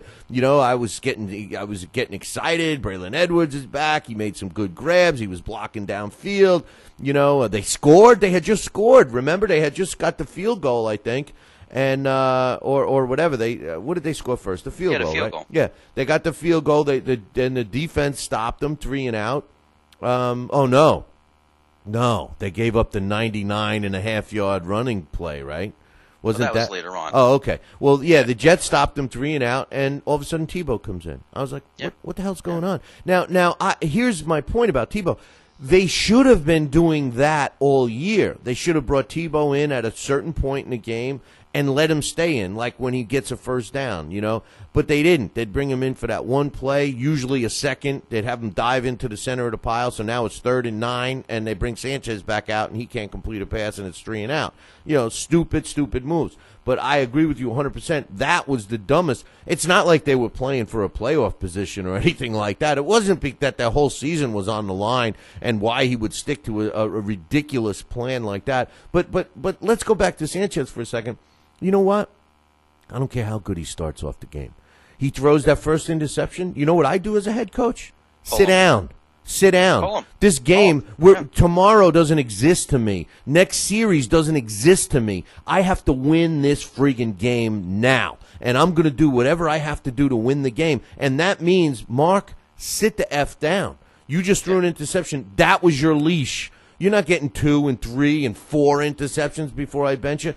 And even so, he still had a chance to win the game at the end, even though that game certainly should have been out of reach. And still, they keep him on the field. You're right. The coaching was terrible. Tattlebaum is an idiot. And, oh, by the way, there's teams that won't even discuss Tebow with him because of the scariness that Tattlebaum's going. All I hope is that Woody Johnson makes a decision the minute after the final gun is sounded next week, because that's what we need. We need a quick decision. If they're going to sever ties with the whole coaching staff and the GM and all of that, let's do it. Yeah, I mean, listen, like I said, first person's got to go is Tattlebaum. I give Rex an F for this year as far as coaching. Here's another thing that makes me scratch my head. And then what's really frustrating? See, I watch all the post-game shows, and Rex Ryan, I don't know if you know this, he never answers a question. He's so evasive, he avoids everything. He will not give you a direct answer. Case in point, he was asked, has Tony Sparano, done a good job this year as offensive coordinator? Well, let me tell you this about Tony Sparano. I have never seen anybody work as hard. But that's the kind of answers you get from Rex Ryan. He avoids every question. But my question to you is, if McElroy comes in the Arizona game, he wins it for you, why do you not dress him the next 2 games, and why do you dress 6 wide receivers when Sanchez can't even hit 1 wide receiver? And then you're going to pull Sanchez for the next game, against San Diego, and you bypass Tim Tebow and you play the guy you didn't dress for 2 games. Can you answer that? No, I can't. I can't? I think he's lost it, Mike. I think the head coach, he likes being a head coach, but he hasn't taken enough control of that team as a whole. He's been relying. I know the players like him because he's loyal to his players, just as he's loyal to his coaching staff. He says, hey, you're the offensive coordinator. That's your problem. I don't want to know nothing about the offense, which is a mistake. Even defensive-minded coaches, Bill Belichick. Bill Belichick's another great – I hate using this guy as an example, but he's a defensive mind. Nobody is more of a defensive coach than him, but yet who makes all the decisions on offense? He does. Because he's got his finger on the offense. It's fundamental. Rex doesn't care. Yeah, but it's fundamental decisions, Mike. It's fundamental. I agree with you. That's the thing. But listen, that's it's your fourth job down. as a head coach, and he doesn't do it. It's 4th down and 2. As a head coach, you make the decision. Now the offensive guy calls the play. If that's the way you want to control it, fine. I wouldn't. I'd be like, listen, I would have taken the reins from Sparano from day one. Tony Sparano's whole offense caused a lot of problems too. Now, I'm not saying, listen, I'm not sticking up for Sanchez at all, but how many delay of games did we get? How many personnel changes, wrong personnel out there? The players don't even, these are guys that study the NFL, they study their plays, and they're supposed to know all of the ins and outs, and if a guy is in an inch over or he's doing this pattern instead, these guys are supposed to have all these scenarios down, and I'm watching play after play after play that receivers are lining up on the wrong side, or one guy's up and one guy's back when it should be the other way. The running back is correcting people. I'm like, what the? This is a Chinese fire drill, this team. Yeah, it's the Keystone Cops. It That's is. what it was. That reminded me of the Keystone Cops. This season can't end quick enough for me. It just can't end quick enough, and I got news for you. I'm just you know what? This is a good segue. Let's talk about the games this week. We got a bunch of games. It's the final week, week 16. Well, actually, it's final week before the new year anyway, right? Well, actually, no. We get one more. Do we get one more game? One more. This is week 16. That throws me off because of the bye. We actually play 17 weeks now. I caught up to you, Mikey. You were ahead. You pissed it away. Man, I had a bad week. Well, you almost had a really bad week. If those scum Jets would have won, I would have been up 3 games. I'm only up 1. We're down. I'll tell you, this is a great competition going on between us. And too bad it was exciting while it lasted, but it's pretty much over for you now. You should just concede. But the bottom line is, let's talk about today's game first. Atlanta Falcons are going to Detroit Lions. Who do you like? Listen, Detroit's lost the last 6 games. They even lost to Arizona last week, who's been dreadful. They ended their 9-game losing streak with Detroit. It's a no-brainer. I mean, the Falcons have to keep this roll going. They beat the Giants. They shut them out last week. They need to, steamroll into the playoffs, and they need this win. So I'm taking the Falcons.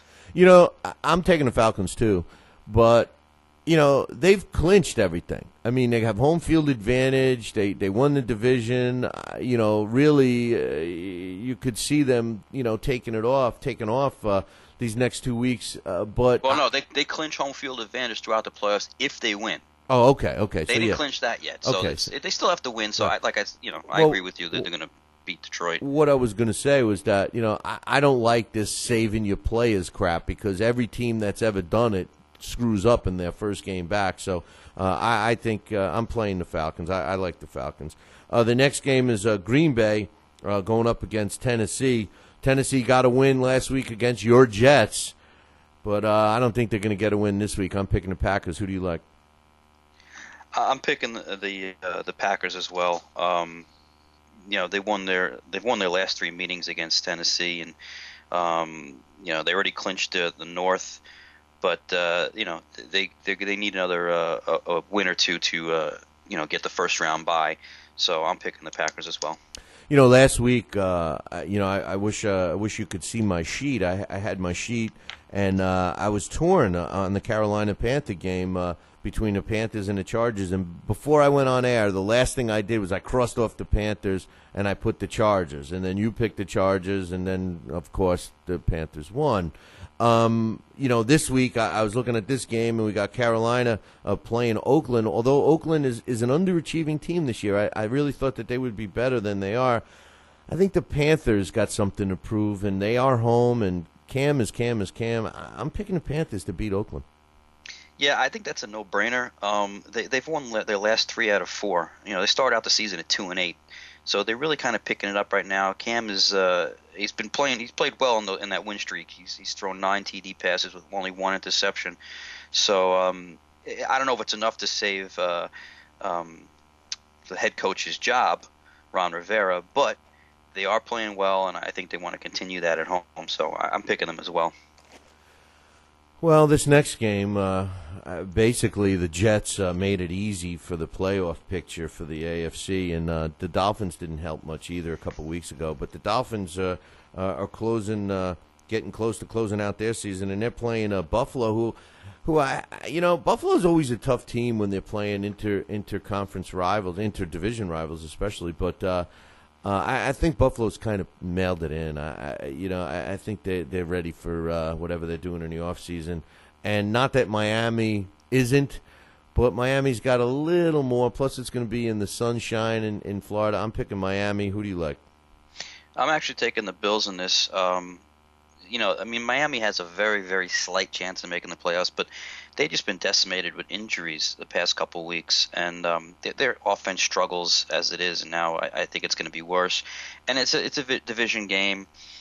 Bills always played them tough, so I'm actually going to take the Bills in an upset. Good. I'm glad. The next game is Pittsburgh Steelers at home against Cincinnati in a huge game. For both teams, I guess if Cincy wins, they get into playoffs.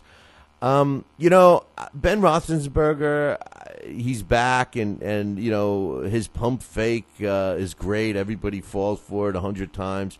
There's just something about him, and I know that he's good. He's got the rings to prove it, and he's a good player. There's no question about it. But there's something about him that I always have a tendency to root against him for some reason. Maybe it was him, picking on the young girls in the bar. I don't know what it is, but I think Cincinnati is a better team than people think. I think they've snuck up on a lot of people, and I think people still don't realize that they're going to get into playoffs. I'm picking the Bengals to beat the Steelers at home, Steelers being at home. Who do you like? Good, because I'm picking the Steelers, and the reason I'm picking the Steelers is because even though the Bengals have won 5 out of the last 6, they've lost their last 9 games to Pittsburgh and Baltimore. They just can't seem to get over the hump with these two teams, and they are playing in Pittsburgh. And Pittsburgh actually still has a shot at winning the NFC North. So I think Tomlin's going to have them up for this game. So I'm taking Pittsburgh. Yeah, well, Pittsburgh's decimated with injuries too, right? The second defense. I mean, not as bad as Miami, but they still have a decent team. And even and as long as Roethlisberger is back there, I give them a shot anytime. Well, good for you. Patriots going up against the Jacksonville. If we're going to agree on any game this year, it's got to be this one. I'm taking the Pats. Yeah, I mean, they need 2 wins and 1 Denver loss, and then they secure the number 2 spot. So, they're going to win these last 2 games, that's for sure. And Jacksonville's just pathetic. So that's a no-brainer. Yeah, they are pathetic. I even think they're worse than the Jets. They might be. I think if the Jets had a coaching staff, they'd probably be better than they are. Talent-wise, they're there. The Colts against the Kansas City Chiefs. Poor Kansas City going through a lot of stuff there. Typically at home, Kansas City used to be unbeatable, but that's not the case this season for sure. As far as Indianapolis is concerned, I got to admit I've become an Andrew Luck fan. I wasn't before this season, but this team, I didn't give this team a chance to win more than 3 games. I really didn't, and now I'm finding myself pulling for this kid, and that's why I'm picking the Colts. Yeah, Andrew Luck has really turned this team around. This team was 2-14 last year, and they're on the verge of a playoff spot this year. But I'm taking the Chiefs, and the reason I'm taking the Chiefs is because this is like their Super Bowl to help keep the Colts out of the playoffs, and they are playing in Kansas City, which I know a few years back meant something, but there's something to be said for playing for pride. Also, the Colts just don't play as well on the road as they do at home. So I'm taking the Chiefs in an upset. Good stuff. I'm getting my Christmas present early. I was expecting something in the mail, but apparently you're giving it to me on the air. Dallas Cowboys against New Orleans Saints. I got a feeling about the Cowboys. At least for the NFC East, I'm pulling for them. I like the Cowboys against New Orleans. Just the reason you picked the Chiefs over the Colts is why I'm picking the Dallas Cowboys over the Saints. The Saints are a different team when they're not in the Dome, and I just think the Cowboys have so much to play for, and there's some excitement around them right now, and even Romo's playing well. I'm picking Dallas. Yeah, Romo is playing well. He's in the past 3 games, 6 TDs, 1 interception. Listen, they won 3 straight games. They tied for NFC East lead, and the 3 games that they won, they trailed in the 4th quarter. So they're the Giants of 2012 here. So I like them as well. I'm taking Dallas, and because they definitely have something to play for. Where basically New Orleans has like a 2% chance of making the playoffs because they need everybody else to help them out. I think they're done, and Dallas is going to continue to roll. Shanahan's Redskins against the Philadelphia Eagles. Just like I think the Bills have already started packing up their locker room, I think the Philadelphia Eagles already have packed up their locker room. I think they're traveling from game to game with a suitcase. I think Washington will win the East. It's a team I predicted to get into the playoffs at the beginning of the season. I love the Redskins. I'm not a big Redskins fan. I just like what RG's bringing to the team and the rookie running back. There's just so much, and with Shanahan, they're just going to get better and better. I'm picking Washington, actually in a big win over Philly. Yeah, I'm picking Washington as well. They have a lot to play for. Obviously, the NFC East title. I think right now RG3 is anticipated to return to a lineup, which is going to give a big boost to them. And listen, and even if he's not, we talked about it earlier, Kirk Cousins is more than capable of guiding this team to victory. So I like Washington as well in Philly. This next game was actually hard for me. Last week, you had me drinking the Kool-Aid about the St. Louis Rams. I went the other way, luckily, but this week I'm thinking to myself, well, Jeff Fisher is a coach that really gets his team up, and he uses negatives and tries to make them into positives. And the St. Louis Rams have been looking better and better and better. And Tampa, I thought, overachieved. I know you picked them this year as being a sleeper team. I know you like the coach and everything, but I didn't think that they were that good. But considering I hate everything from St. Louis, I'm picking Tampa Bay in this one. Who do you like? I'm actually picking Tampa Bay as well. I mean, listen, they started out 6-4. I mean, they were on the verge of, this could be a wild card team, but they've lost 4 straight. They just fell apart. But they're playing at home. St. Louis has been up and down all year. They had a couple. They beat San Francisco, but then they lose to a sub 500 team. So I'm taking the Bucks as well in Tampa Bay. Well, the Tampa Bay Bucks, just not to defend them, I don't like them one way or another, but they had those 3 games were all against decent opposition, weren't they? Didn't they lose to like the 49ers and I thought they lost to 3 good teams. So, but anyway, I don't have it in front of me, but I don't know if they either. were all 3 like playoff contending teams. I'll look that up as we go. Well, the next game is the G-Men, your new favorite team, against the Ravens. Ravens are home. I thought that Lewis was coming back. You mentioned that he was practicing. I thought that he was almost going to play last week, but I was almost certain he was going to play this week, at least at a limited role. The Ravens have dropped a couple of games in a row. I do still think that they're one of the best teams in the AFC. The Giants, I can't wish any more negativity than what's happening on the Giants. I wish nothing more than bad things. I hope that Eli Manning can't complete a pass. I hope Bradshaw hurts his toe again, and I hope Coughlin gets fired. So I'm picking the Ravens. Who do you like? Is that all? Well, I'm picking disgruntled. the Ravens as well. I'm disgruntled. Come on, man. I mean, how could I support the Giants when I'm going through the pain I am with the Jets? No, I know, and I'm not a Giants. I'm picking the Ravens as well. I think that you just don't know what Giant team is going to show up. The big surprise about the Giants this year is they've been their defensive line. I don't know where they've been all year, to be honest with you. Bradshaw should help them. Him returning because Wilson he can't protect Eli. From the defense, from blitzes. So, but listen, the Giants can't stop the run. I think Rice is going to get, he's going to top 1,500 yards again, and he's going to do it against the Giants. I like the Ravens. Yeah, no, I picked the Ravens. Houston, your team, your sleeper team against the Minnesota Vikings.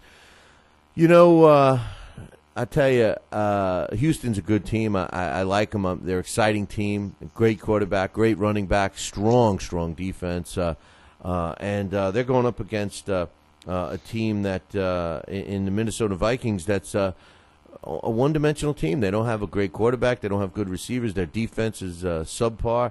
And they got a running back that is the best thing since sliced bread. It looks like he's going to beat Dickerson, get Dickerson's record taken care of. One of the experts, so-called experts, says that Minnesota Viking team is a one-dimensional team, except it's a one dimension that I'm going to pick, and I'm taking the Vikings in an upset.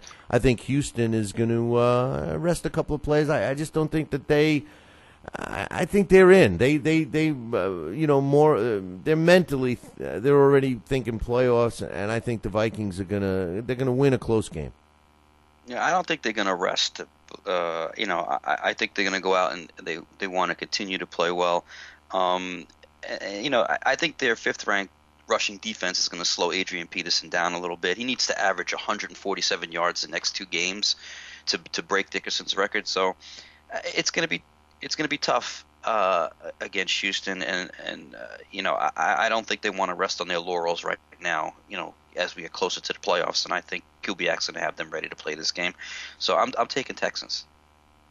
All right, you're taking Texans. We got so far. We got 4 games we missed difference on. Denver Broncos against Cleveland. I like the Browns. I've become a Browns fan because of Trent Richardson. But I think Denver might be, between Denver and the Ravens, it's tough for me to pick who the best team in the NFC is. The AFC. I really think that once the playoffs come in, I know New England is the creme de la creme. I know Houston's real good, but Denver. It's just, you got the Elway thing going on. You got Peyton Manning over there. You got their defense. They seem to be getting better and better every week, which is a scary thing. And they're going to continue their ways. They might even beat up on my boy Trent Richardson and Cleveland. I'm picking Denver. Yeah, I am too. I mean, this team has won 9 in a row after 2-3 start.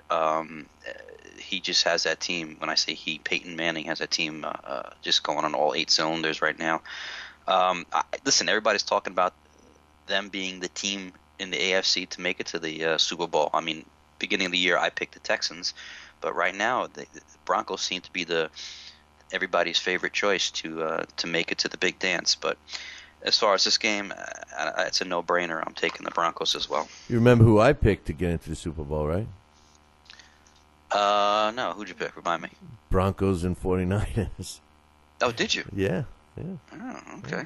So listen, you got the 2 favorites right now going in. Yeah. Well, they weren't favorites when we picked them, though, Mikey. Come on. Who did I say? Oh, I got Green Bay. You got Green Bay and Houston. You said Houston was going to win it all. Right. That's right.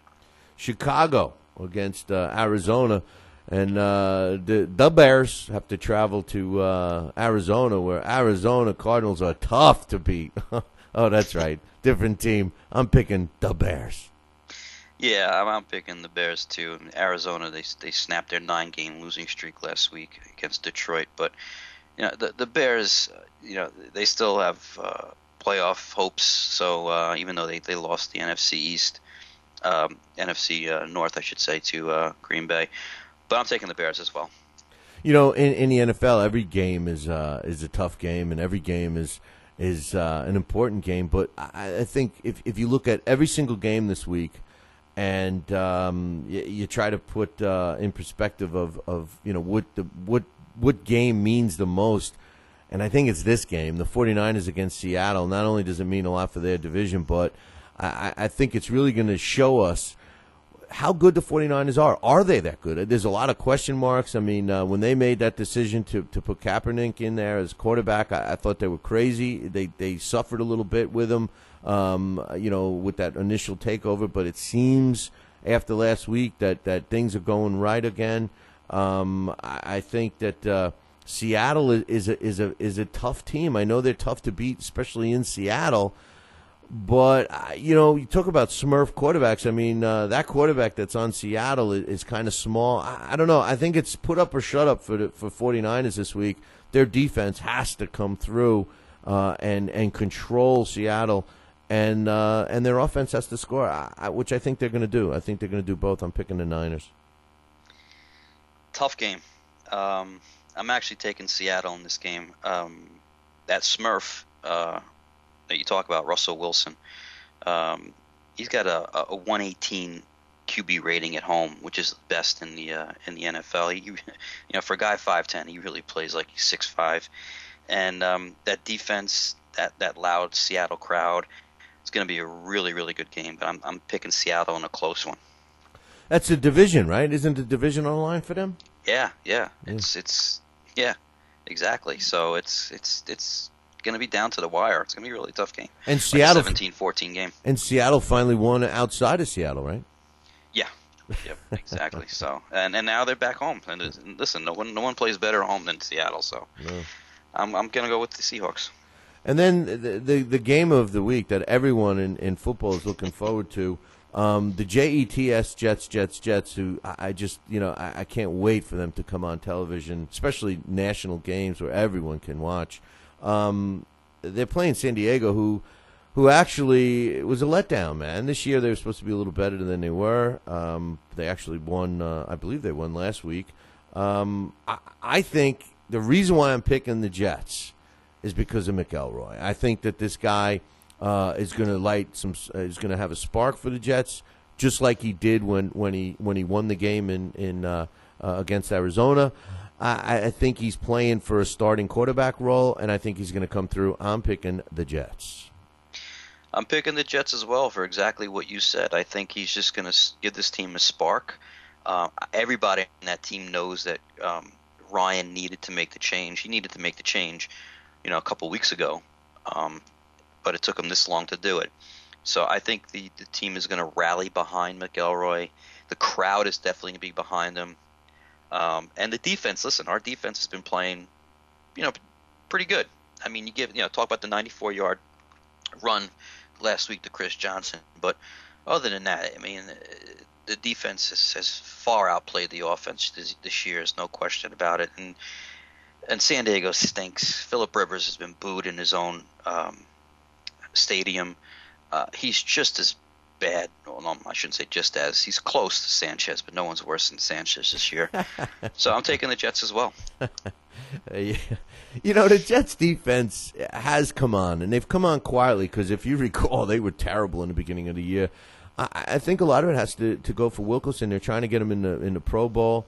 I like Wilkerson. I'm glad they're finally letting him play. I know Copels, I heard his name mentioned once in the last 3 weeks, so maybe that's an improvement. I still think the Jets should consider another defensive lineman in the draft and maybe a stud running back. I mean, anyway, that's looking ahead. But five teams we got different this week, Mikey. So again, looks like it could all go down to the end here, bro. Oh, I think it will. It's going to be close.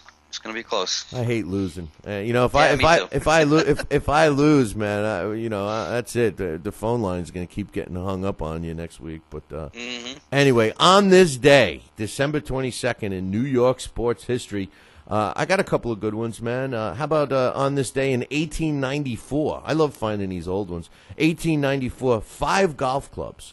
The Shine Cook Hills, which is in New York, St. Andrews, which was in New York, Brookline, which is in Massachusetts, Chicago, which is in Illinois, and the Newport teams, which is in Rhode Island. They all these 5 golf clubs met at the Calumet Club to form the United States Golf Association on this day in 1894.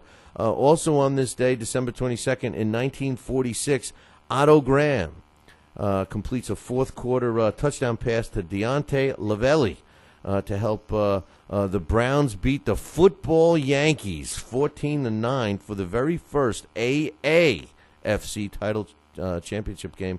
And on this day, December 22nd in 1991, normally, anytime you want to hear about records being broken, and there was several of them all week long today, if you looked at the day in history in football, they're always breaking them against the Jets. However, on this day, December 22nd in 1991, the New York Jets beat the Dolphins 23-20 in overtime to spoil the Finns' chance of grabbing the final AFC wildcard spot.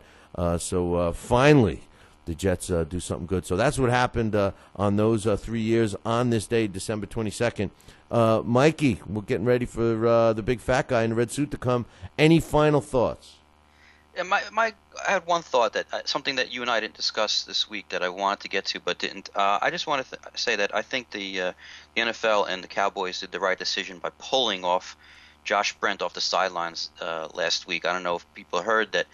This is the guy that is accused of drunk driving, and he killed his teammate and friend Jerry Brown, and he was on the sidelines of the game, and people social media tweeted about it, and they were upset about it, and they told him you should leave.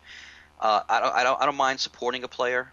It's a tough time for him and obviously for the families and everything, but you know what? I don't need to see him out there smiling and laughing.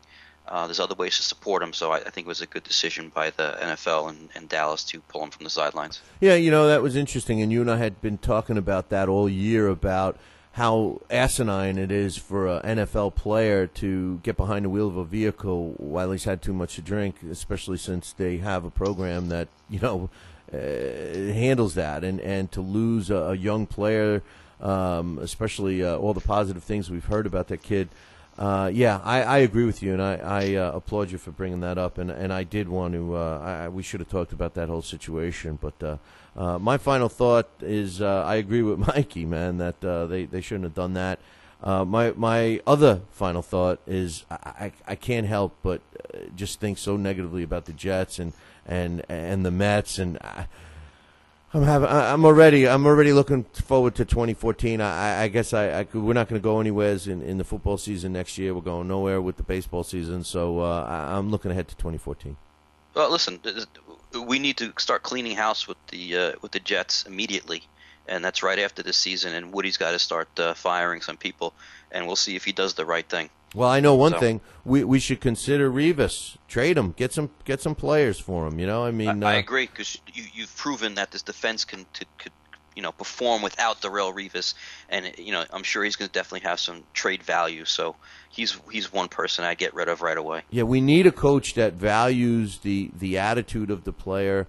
I hate using Belichick as an example, but those are the kinds of guys you gotta build a team with the same kind of characters. People can say what they want, but our center is the kind of guy that I want on that team. Even Wilkerson is a good guy.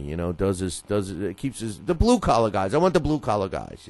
Right. But anyway, Mikey, listen, you have a great holiday, my man, and to everybody else out there, make sure you have a safe and happy holiday, and we hope to see you next week. Right? We're going to be doing another show next week, right? Absolutely. So happy holidays to you and your family, brother. Yeah. And I will definitely talk to you. All right, man. Hey, like we say every week, ciao, baby.